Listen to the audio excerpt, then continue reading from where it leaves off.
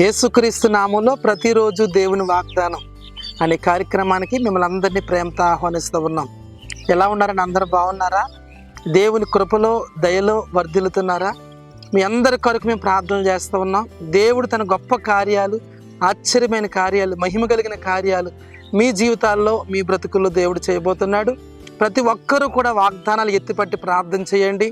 అనునిత్యము కూడా కుటుంబ ప్రార్థనలు చేసుకోండి. వాగ్దానం ఇచ్చిన వాడు నమ్మదగిన వాడు కనుక మన జీవితాల్లో, మన కుటుంబాల్లో అద్భుతాలు ప్రభు చేయగలిగిన వాడు. దేవుడు శక్తిమంతుడు, ఘనుడు, గొప్పవాడు. ఏ కార్యమైనా చేయగలడని మనం విశ్వసించినప్పుడు దేవుడు తన అద్భుతమైన కార్యాన్ని మన జీవితంలో పరిశుద్ధాత్మ దేవుడు జరిగిస్తాడు. ఈరోజు కూడా అద్భుతమైన వాగ్దానం ప్రభు ఇస్తున్నాడు. రండి వాగ్దానం చదువుకుందాం.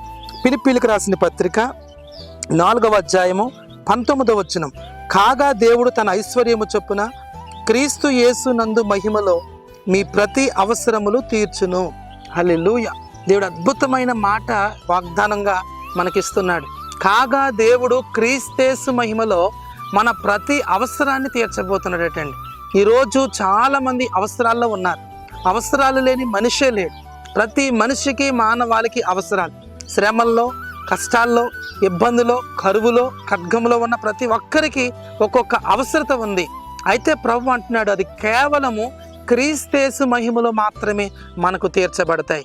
కాబట్టి మనం దేవుడి మీద ఆధారపడినప్పుడు, ఆయన యందు విశ్వాసం ఉంచినప్పుడు, ఆయన యందు నిరీక్షణ ఉంచినప్పుడు దేవుడు మన పక్షాన గొప్ప కార్యాలు చేస్తాడు. ఒకవేళ ఎలాంటి అవసరత నీకుంది, అప్పుల్లో ఉన్నారా, ఇబ్బందుల్లో ఉన్నారా, వివాహం కొరకు ఎదురు చూస్తున్నారా, గర్భఫలం కొరకు ఎదురు చూస్తున్నారా, కోర్టు కేసులో ఉండి సతమతం అవుతున్నారా, ఆరోగ్యం సరిలేక బాధపడుతున్నారా, దేవుడు అంటున్నాడు ప్రతి అవసరతను కూడా క్రీస్తేసు మహిమలో మీకు తీర్చబోతున్నాడు. దేవునికి స్తోత్రం. తన అద్భుతమైన కార్యాన్ని, ఆశ్చర్యమైన కార్యాన్ని, మహిమ కలిగిన కార్యాన్ని పరిశుద్ధాత్మ దేవుడు మీ పక్షాన జరిగించబోతున్నాడు. దేవుని బిడ్డలారా, ఎక్కడ ఉండి వాగ్దానం వింటూ ఉన్నారో, ఎలాంటి పరిస్థితుల్లో ఉండి వాగ్దానం వింటున్నారో, ఈ ఉదయకాల సమయంలో మీ అవసరాలు తీర్చబడబోతున్నాయి. మీ అక్కర్లు ఎరిగిన దేవుడు మీ అక్కర్లు తీర్చబోతున్నారు. మీరు అడిగిన దానికంటే, ఊహించిన దానికంటే కూడా గొప్ప కార్యాలు చేయబోతున్నాడు.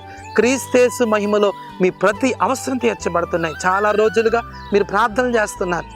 మీ అవసరాలను బట్టి, మీకున్న శ్రమలను బట్టి, మీకున్న ఇబ్బందులను బట్టి, మీరు ఎదుర్కొంటున్న ఒడిదుడుకులను బట్టి మీ అవసరాల నిమిత్తం ప్రభు దగ్గర మొరపెడుతున్నారు.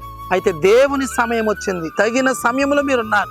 దేవుని సమయంలో మీరున్నారు కనుక ఈరోజు మీ అవసరాలు తీర్చి మిమ్మల్ని దీవించి గొప్ప చేయాలని, ఆయన ఘనమైన కార్యాలు మీ పక్షాన జరిగించాలని పరిశుద్ధాత్మ దేవుడు ఇష్టపడుతూ ఉండగా ఈ వాగ్దాన్ని ఎత్తుపట్టి ప్రార్థన చేయండి. ప్రభువా, నీ సేవకుల ద్వారా మాతో మాట్లాడడం, మా ప్రతి అవసరం తీర్చబడుతుందని చెప్పావు కనుక మేము విశ్వసిస్తున్నాం, నమ్ముతున్నామని ఈ ప్రార్థనలు ఏకీభవించగలిగితే దేవుడు మీ పక్షాన గొప్ప కార్యం చేయడానికి సిద్ధంగా ఉన్నాడు. ప్రార్థన చేసుకుందాం.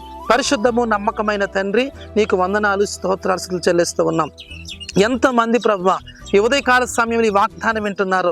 ఈ వాగ్దానం వినుచున్న ప్రతి బిడ్డను మీరు దీవించండి, ఆశీర్వాదాలతో నింపండి ప్రభువా. నీ బలమైన కార్యాలు, ఆశ్చర్యమైన కార్యాలు, మహిమ కలిగిన కార్యాలు మా బిడ్డల జీవితంలో జరిగించండి. క్రీస్తేసు మహిమలో మీ ప్రతి అవసరం తీర్చబడుతుంది అన్నావు తండ్రి.